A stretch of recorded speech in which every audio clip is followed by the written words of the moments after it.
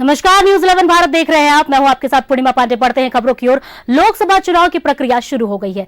झारखंड के अंतिम 4 चरणों में मतदान होंगे, पर बीजेपी ने अपने हिस्से की सभी 13 सीटों पर प्रत्याशी घोषित कर दिया है। बता दें कि दुमका के पूर्व घोषित प्रत्याशी सुनील सोरेन को बदल दिया गया है। यहां से सीता सोरेन को प्रत्याशी बनाया गया है। इसको लेकर विधायक सीपी सिंह से बातचीत की हमारे सहयोगी राजेश ने। देखिए, में पहले 11, उसके बाद 3 सीटों पर प्रत्याशी के नामों की घोषणा हो गई। एक ऐसा लोकसभा सीट भी है जिसमें प्रत्याशी बदल दिए गए हैं। हमारे साथ है बीजेपी के वरिष्ठ नेता और विधायक सीपी सिंह जी। जो दृश्य दिख रहा है सर, यहाँ पे आपको लग रहा है कि आपका लक्ष्य 14 का 14 जीत जाने का है? इस बार पूरे देश के अंदर एनडीए का लक्ष्य 400 पार है। 400 पार में झारखंड का 14 भी जुड़ा हुआ है। भारतीय जनता पार्टी का एक एक कार्यकर्ता चाहता है कि इस बार झारखंड का जो 14 सीट है वो 14 का 14 जीत करके और मोदी जी को प्रधानमंत्री बनाने में अपनी भूमिका अदा करें। क्योंकि पिछले बार हम लोग 12 जीते थे, तो इस बार 14 का 14 जितना लक्ष्य है। वो तो ठीक है सर, आपका लक्ष्य तो बड़ा होता ही है, किसी का भी लक्ष्य बड़ा होता है। लेकिन जिस प्रकार से जैसे दुमका की सीट में प्रत्याशी बदल दिए गए। अरे भैया, प्रत्याशी बदल है, भारतीय जनता पार्टी ने प्रत्याशी बदली है, सोच समझकर बदली है ना।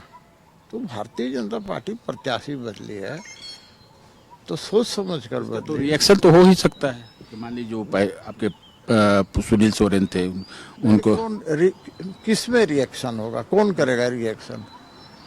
भाई देखिए क्या है, जिसको टिकट नहीं मिलता है तो उसके मन में भी तकलीफ तो होता ही है ना।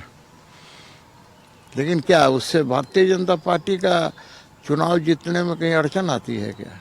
अरे भाई, भारतीय जनता पार्टी के अंदर किसी को यदि टिकट मिल गया तो सबको मिलकर उसको जिताना है। कहीं न कहीं अगड़ी जातियों के साथ आप नहीं लग रहा है कि कुछ उपेक्षात्मक व्यवहार हुआ? नहीं, मुझे नहीं लगता है कि कोई उपेक्षात्मक व्यवहार हो रहा है। बिहार का भी आप बिहार में देखिए, अभी तो वहाँ अगड़ी जातियों को मिला है, भूमिहार को भी मिला है, ब्राह्मण को भी मिला है, राजपूत को भी मिला है, लाला को भी मिला है। तो मेरा ये कहना है कि आप उस दृष्टि से देखेंगे तो कदापि उचित में भी तो इनका अपना एक योगदान है। यह सबका योगदान है, हर जगह योगदान है। तो मैंने कहा ना कि भारतीय जनता पार्टी में हम ये थोड़े देखते हैं कि कौन किस जात का है, किस गोत्र का है, ये नहीं देखते हैं। भारतीय जनता पार्टी का कार्यकर्ता है, चाहे किसी भी जात धर्म का हो। यदि पार्टी सोचती है कि भाई इसको टिकट देने से चुनाव में विजयी होगा तो उसको टिकट देती है। सबका साथ सबका विकास वाली बात जो बीजेपी करती रहती है, तो उसमें सामाजिक समीकरण को साधने के मतलब हर का रिप्रेजेंटेशन होना चाहिए। पूरा भरोसा है कि 14 सीटें निकल जाएंगी। कोई किंतु और परंतु नहीं है। 14 का 14 सीटें भारतीय जनता पार्टी की झोली में आएगी।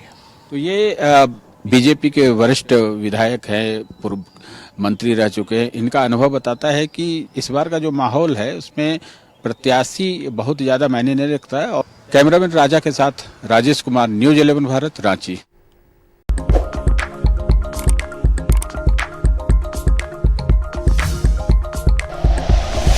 Like and share videos, subscribe करें हमारा चैनल और प्रेस करें बेल आइकॉन। न्यूज 11 भारत, सच है तो दिखेगा।